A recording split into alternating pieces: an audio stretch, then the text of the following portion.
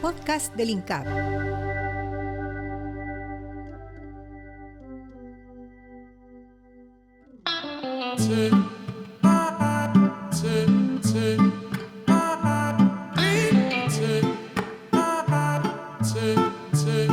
Bienvenidos de nuevo a los podcasts del ICAP. Soy Roberto Luna y hoy tenemos un episodio muy centrado en un tema que ha estado en el centro de muchas discusiones acá en Guatemala y en otros países de América Latina, y es el etiquetado frontal de advertencia nutricional, conocido como EFAN, y la iniciativa de ley 5504 que está dando los primeros pasos por acá en Guatemala. Para hablar de este importante tema nos acompaña la doctora María Fernanda Crocker. Ella es nutricionista con estudios de doctorado en Ciencias de Nutrición Poblacional del Instituto Nacional de Salud Pública en México. La doctora Crocker posee una sólida experiencia en epidemiología nutricional y ha coordinado y dirigido exitosos estudios en América Central y América Latina, relacionados con el ambiente alimentario, las políticas alimentarias y las intervenciones escolares para promover dietas más saludables. Actualmente ella es coordinadora del Centro de Investigación del INCAP para la Prevención de las Enfermedades Crónicas CIPEC y asesora a nivel nacional y regional de iniciativas de ley y reglamentación sobre el etiquetado frontal de advertencia nutricional EFAN. Bienvenida, doctora Crocker. Hola Roberto, mucho gusto y gracias por la invitación para este podcast. El gusto es nuestro, doctora. Antes de adentrarnos en la entrevista, me gustaría dar un poquito de contexto a nuestros oyentes. El etiquetado frontal de advertencia nutricional es una herramienta que está diseñada para informar de manera un poquito más clara y rápida al consumidor sobre aquellos productos que pueden contener altos niveles de ingredientes que pueden ser perjudiciales para nuestra salud, como son los azúcares añadidos, las grasas saturadas y el sodio. Y por otro lado, la iniciativa de ley, como mencionaba hace un momento, que está dando los primeros pasos acá en Guatemala, busca, entre otras estrategias, implementar este sistema de etiquetado para promover una alimentación un poquito más consciente y saludable entre los guatemaltecos. Por esto es muy en términos generales, solo para que tengan un poco de contexto, y para profundizar, pues contamos hoy con nuestra experta invitada, la doctora Crocker. Doctora, para ampliar un poquito más este contexto que he dado hace unos momentos, ¿podría explicarnos qué es exactamente el etiquetado frontal de advertencia nutricional EFAN y cuál es el propósito específico o principal de este etiquetado? Gracias Roberto, sí, pues básicamente como su nombre lo dice, es un etiquetado frontal, es decir, que va al frente del empaque, diferente a lo que usualmente vemos en nuestros productos que consumimos, ¿verdad? Normalmente vemos una tabla nutricional que está en el lado posterior, ¿verdad? Tenemos que voltear el alimento, ver en el empaque, es una tabla, a veces hay tabla, a veces no hay tabla, y vemos la cantidad de calorías, grasas, etcétera, etcétera. Pero esta herramienta es muy novedosa porque interpreta información al consumidor. Entonces, en la forma de octágonos negros, con una leyenda que dice alto en, interpreta la información para que el consumidor sepa cuando el producto es alto en azúcar, en grasas saturadas, grasas totales, grasas trans, si contiene edulcorantes, o sea, endulzantes artificiales, ¿verdad? Y también cuando es alto en sodio y en azúcar. Entonces, como les decía, es un tipo de etiquetado interpretativo para advertir a la población cuando un producto excede estos tipos de nutrientes. ¿Y por qué esos nutrientes? Bueno, cada uno de esos nutrientes está asociado a varias enfermedades como la diabetes, la hipertensión, las enfermedades del corazón. Cuando tenemos un consumo en exceso de esos nutrientes, se aumenta la probabilidad de tener una de estas enfermedades crónicas, enfermedades que son muy prevalentes en la población guatemalteca. Casi el 50% de los adultos tiene hipertensión, muy pocos de ellos lo saben. También la incidencia de enfermedades del corazón, incidencias de cáncer, incidencia de diabetes va en aumento. Y uno de los determinantes, digamos, de los mayores determinantes de estas enfermedades justamente es el consumo en exceso de productos ultraprocesados que contienen grandes cantidades de estos nutrientes. De ahí nace la necesidad de contar con un etiquetado más fácil, más veraz, interpretativo, que de forma rápida, de forma sencilla, le dé más información al consumidor para que pueda tomar una decisión más informada. Exactamente, y es bastante importante esta información que usted acaba de facilitar, porque en términos generales la población desconoce mucho de estos aspectos. Por ejemplo, en mi caso, yo ya le he dicho abiertamente en el podcast, no soy nutricionista, pero cuando uno está rodeado de un entorno donde se manejan temas de nutrición, acá en el instituto, por ejemplo, tenemos un montón de nutricionistas, doctores y todo, ya empieza como a preocupar uno qué empieza a consumir. Pero sí es complicado reconocer cuáles son esos ingredientes que podrían afectar. Un caso que podría mencionarle así en términos generales, quizá un poquito más rápido, es el caso de la leche. Mis hijos son ellos les gusta tomar leche, entonces por práctico compramos cajas. No voy a mencionar marcas por obvias razones, pero cómo es preocupante que, por ejemplo, en algunos productores o sea, unos productores de estos productos, valga la redundancia, abaratan mucho para abaratar el costo de una leche, por decirlo así. Hay ingredientes que están muy complicados. Por ejemplo, hay cajas que lo dicen específicamente en la parte de enfrente. Por ejemplo, suero de leche mezclado con grasa vegetal.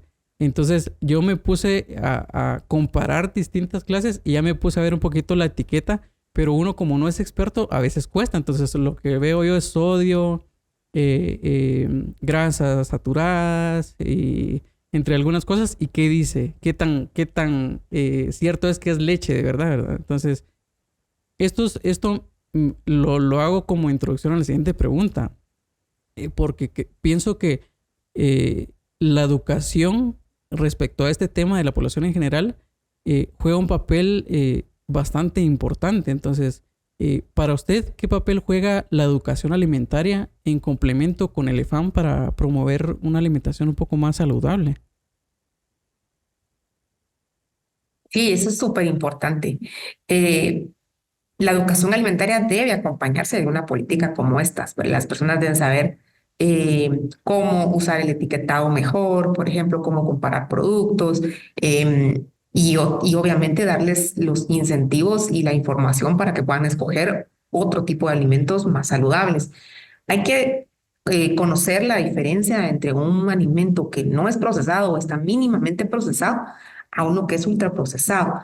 El ejemplo que usted dio es magnífico porque si hay un producto que se parece a la leche, pero no es leche, eso es un producto ultraprocesado. Si vemos suero de leche con grasa y se parece a la leche, pero eso no es leche.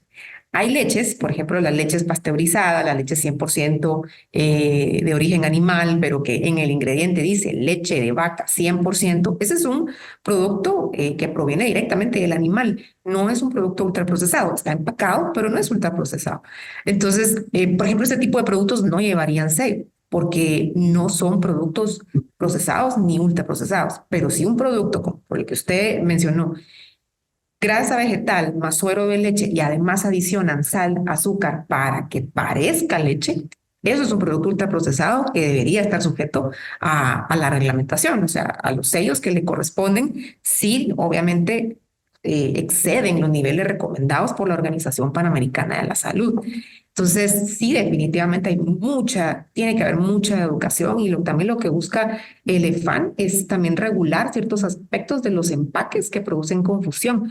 Por ejemplo, volviendo otra vez al ejemplo, ¿verdad? El suero de leche con grasa vegetal que no es leche. Seguramente en el empaque hay algún tipo de declaración que dice con vitamina D, ¿verdad? Ayuda al crecimiento, etcétera. Todas esas son declaraciones nutricionales que lo que hacen es que se utilizan especialmente para mercadear el producto, ¿verdad? Para darles un aspecto positivo. Pero cuando uno ya se baja a las letras chiquitas de la tabla nutricional, uno puede ver, ¿verdad? Que quizás las cantidades de azúcar, de sodio, de grasas no son las más adecuadas para los niños. Entonces lo que se busca es que aquellos productos que tengan estos sellos no puedan utilizar declaraciones de salud y de nutrición que puedan confundir a la población. Sí, exactamente, que para mí que sería bastante importante porque reflejaría a simple vista y en manera muy simple el contenido y solo con ver los sellos ya sabría uno que es un producto ultraprocesado. En este sentido, ¿cómo podría el EFAN ayudar a combatir problemas de salud pública como lo son la obesidad y la diabetes, entre otras enfermedades? Sí, hay mucha evidencia ya a nivel de la región sobre la efectividad del EFAN y su potencial para poder reducir la incidencia de enfermedades crónicas a largo plazo. Primero están los estudios de costo-efectividad que se han realizado. Esos estudios ya tienen más incluso de 10 años, donde ya varios economistas, ¿verdad? A nivel internacional, científicos reconocidos a nivel internacional, ya comenzaban a hacer estudios sobre la coste-efectividad de algunas políticas, es decir, que por cada dólar que se invertía en esta política, se podían obtener ganancias en salud, es decir, que se podía alargar la vida saludable de las personas, o sea, las personas iban a morir menos, iban a morir o iba a la tasa de la mortalidad prematura, es decir, antes de los 70 años iba a disminuir. Esos fueron los primeros estudios. Luego, después de la implementación de este tipo de etiquetado en Chile, Chile es un país que lo implementó, fue el primer país que lo implementó en el 2014. Aproximadamente 2, 3 años después hacen la primera evaluación de impacto a nivel nacional y se observó que el consumo de productos altos en azúcar había bajado de manera muy importante, ¿verdad? Casi el 25% de los cereales azucarados habían bajado, bajó también el consumo de bebidas azucaradas y aumentó el consumo de bebidas más saludables como el agua pura, la leche, de hecho, la leche natural. Entonces, desde ahí se comienza a ver evidencia de impacto en las compras de estos alimentos. Luego comenzaron a salir estudios sobre el efecto de este etiquetado ya en el consumo de ciertos niveles de los niveles de nutrientes críticos que yo les mencioné, ¿verdad?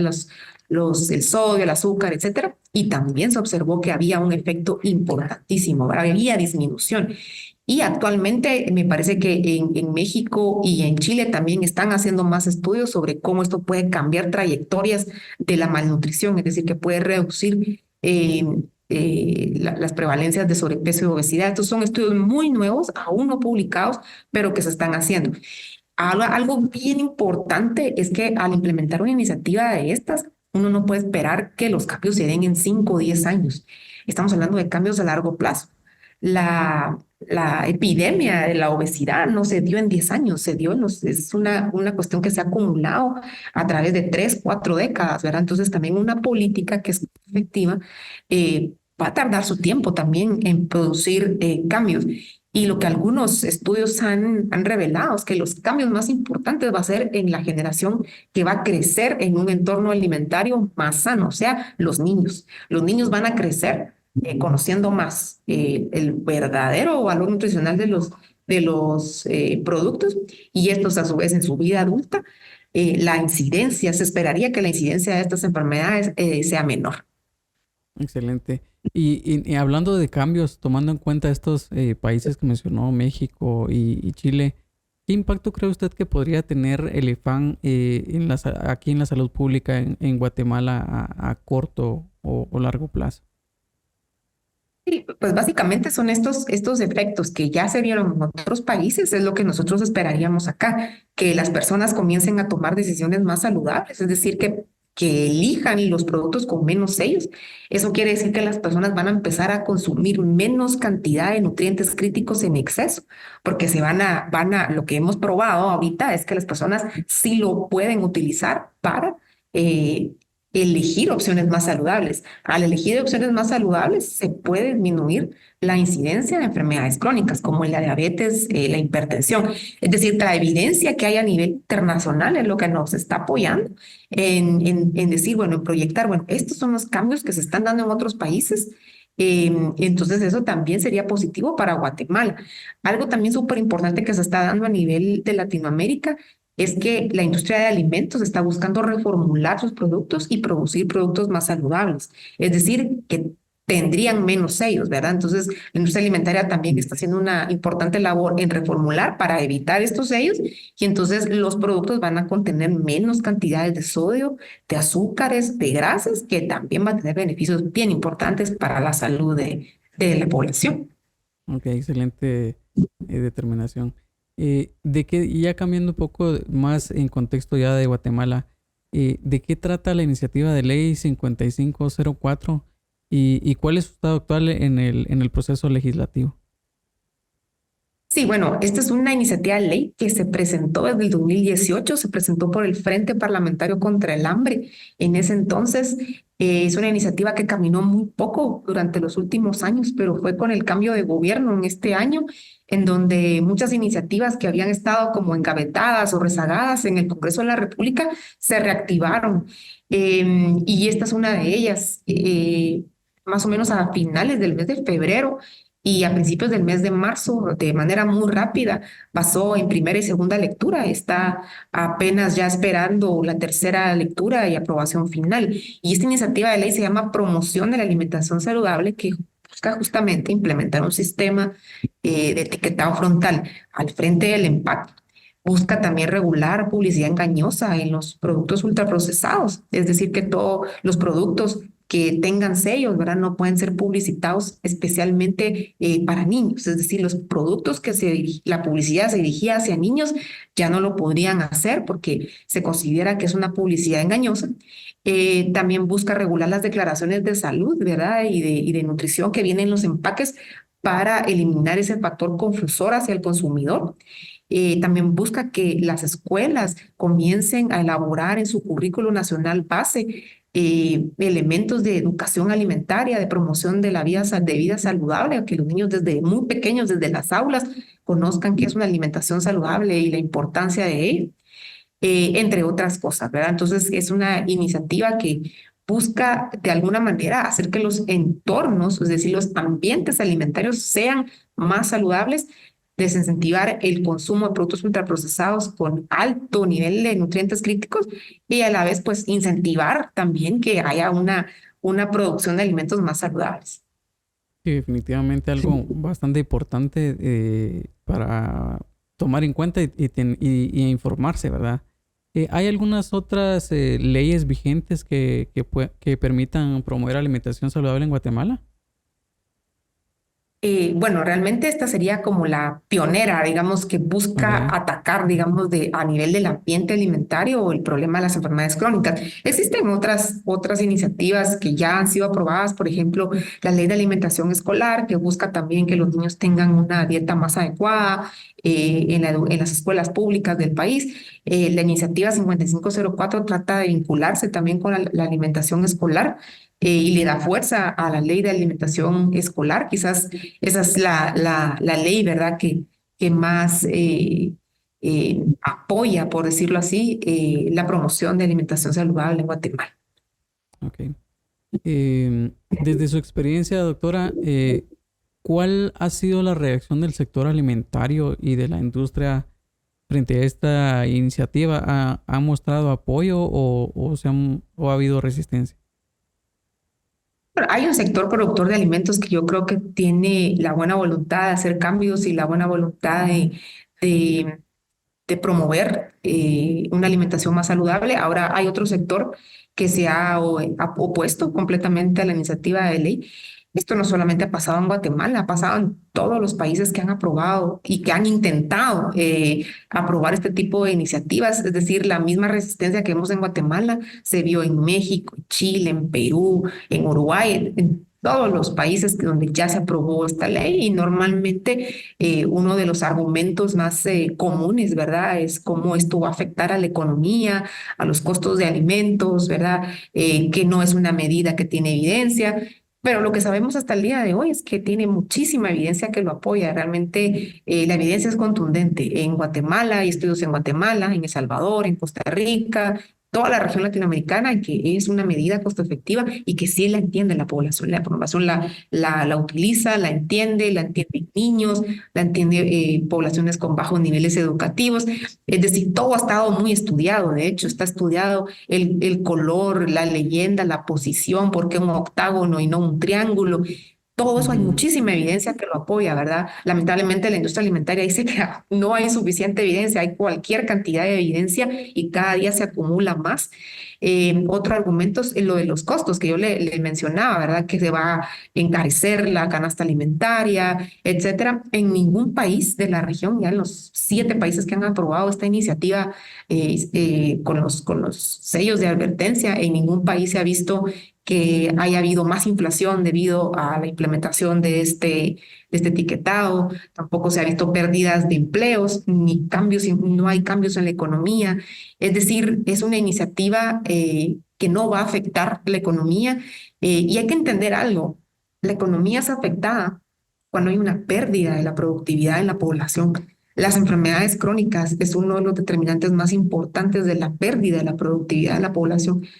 Es mucho más caro lo que está ocasionando las enfermedades crónicas para el sistema de salud, incluso para el Producto Interno Bruto del país.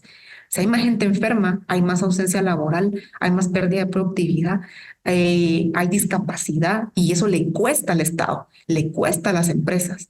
Si tenemos una población más saludable, más bien ahí la economía se puede llegar a reactivar porque hay más gente productiva, hay más gente trabajando con vida sana. Y esto al final, a largo plazo, tiene muchísimos más beneficios Más beneficios. para el sector productivo, para incluso para ellos mismos, ¿verdad? Entonces, esa es la comprensión y esos son los mensajes que debemos de darle a los sectores que se están oponiendo. Sí, es mejor prevenir con este tipo de iniciativas que tratar ya el problema ya de salud pública que ya tiene costos mucho más Exactamente, altos, ¿verdad? En exactamente. términos de criterios, ¿cómo cree usted que se compara el enfoque de Guatemala con el de los otros países en cuanto al etiquetado y a la implementación de la ley? ¿Cómo qué diferencias podría tener?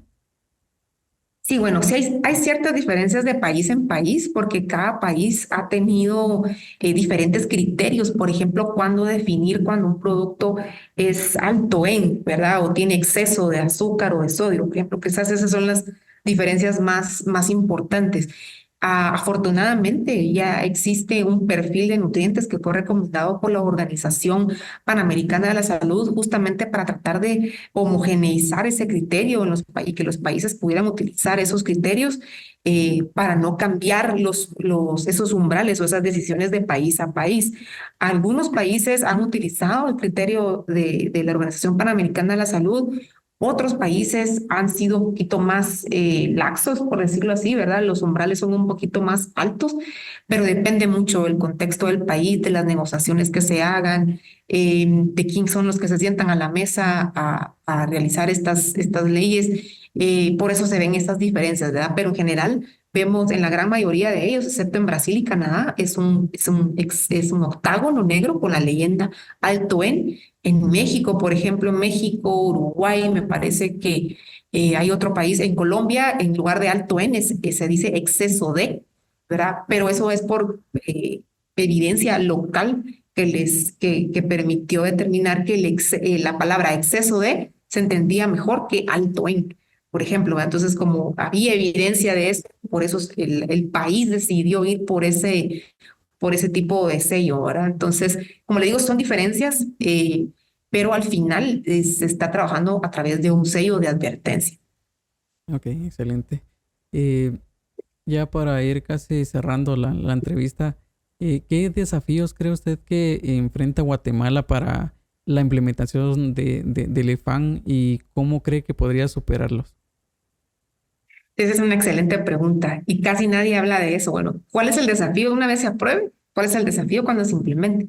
Para mí el desafío más grande va a ser el monitoreo y la evaluación y que realmente la capacidad regulatoria del Ministerio de Salud se fortalezca. O sea, esperamos que a través de esta iniciativa el Ministerio de Salud fortalezca su capacidad regulatoria, que haya realmente un monitoreo para determinar si las empresas están cumpliendo, también para determinar cómo se está utilizando, si tiene los resultados. Toda política pública se debe evaluar a nivel de impacto. Entonces también es importantísimo contar con datos para saber si la política está funcionando y si está funcionando, que es lo que esperamos por toda la evidencia internacional que existe, que se pueda seguir defendiendo, ¿verdad? Y se pueda seguir defendiendo que su continuidad y que, por ejemplo, en los países que ya que aprobaron, la industria alimentaria ha litigado, ¿verdad? Una vez incluso aprobada, ha seguido litigando, ha sometido amparos. Por ejemplo, México es un país pues vecino. México se ha enfrentado desde la aprobación de la ley a más de 500 amparos provenientes de la industria alimentaria, ¿verdad? Entonces, es una iniciativa que hay que defender definitivamente. Y cómo se defiende, bueno, con buenos datos de monitoreo y evaluación, y creo que eso es algo que tanto la academia, la sociedad civil y el gobierno va a tener en sus manos pues, la responsabilidad de tener un buen monitoreo y evaluación para esta iniciativa. Excelente, doctora. Eh, Igual regresando al ejemplo que le había puesto, creo que es bastante importante que uno como consumidor tenga el conocimiento para saber adquirir, para saber comprar ciertos productos, porque como usted dice, lo venden como leche, dice que es leche, pero al final cuando uno se da cuenta no tiene nada que ver con la leche. Entonces, ¿cuál es el papel de nosotros, de la sociedad civil, y cómo esto o cómo podemos apoyar esta iniciativa de ley o defender, como acaba de mencionar usted, que pueda, al final de cuentas, acá en Guatemala, que creo que es uno de los países centroamericanos, uno de los primeros, si se logra posicionar esta ley, ¿cómo podemos apoyar esta iniciativa de ley acá en Guatemala? La sociedad civil es vital. Tenemos un poder, las personas que todos los que, digamos, somos de la academia, la sociedad en general, las asociaciones de profesionales, todo eso es sociedad civil que tiene el derecho de demandar más y mejores políticas para su país, más y mejores leyes. Entonces yo creo que la ciudadanía en Guatemala, no voy a decir que ha estado dormida porque para otros temas ha sido muy, muy activista, pero en el tema de la nutrición yo creo que nos falta despertar un poquito más. Somos un país con una tasa altísima de nutrición crónica, una tasa altísima de sobrepeso y obesidad, y aún así vemos pocos grupos de sociedad civil defendiendo iniciativas de ley. Quizás sea cultural, ¿verdad? Quizás haya un factor de temor de meterse a la política pública.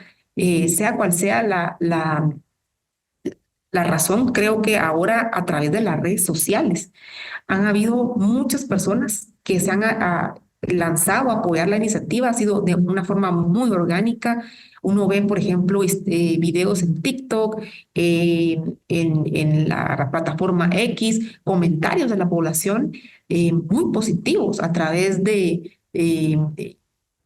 en referencia a la iniciativa de ley. Entonces yo creo que la sociedad guatemalteca está despertando, está expresándose mucho más, y creo que el apoyo a la iniciativa de ley en el 2024 es muy diferente a la que tuvo en el 2018. Y eso ha sido gracias a la sociedad civil, a las redes sociales, a una generación que se está expresando muchísimo más, ¿verdad? Y que está demandando que el Estado y que el gobierno realmente haga bien las cosas.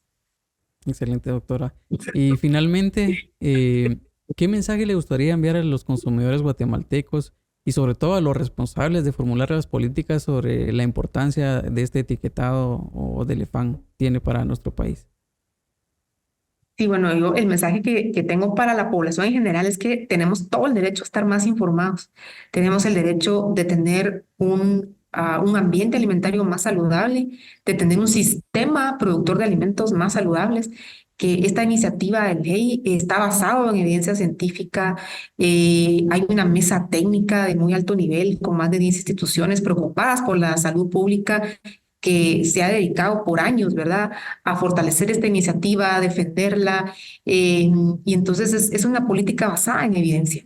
Y es una buena política, tiene evidencia de costo-efectividad, y yo los invito a que se informen más, que seamos críticos como ciudadanos, que podamos hacer preguntas, que nos informemos, ¿verdad? Y que apoyemos iniciativas de ley que buscan beneficiar a la salud de los guatemaltecos.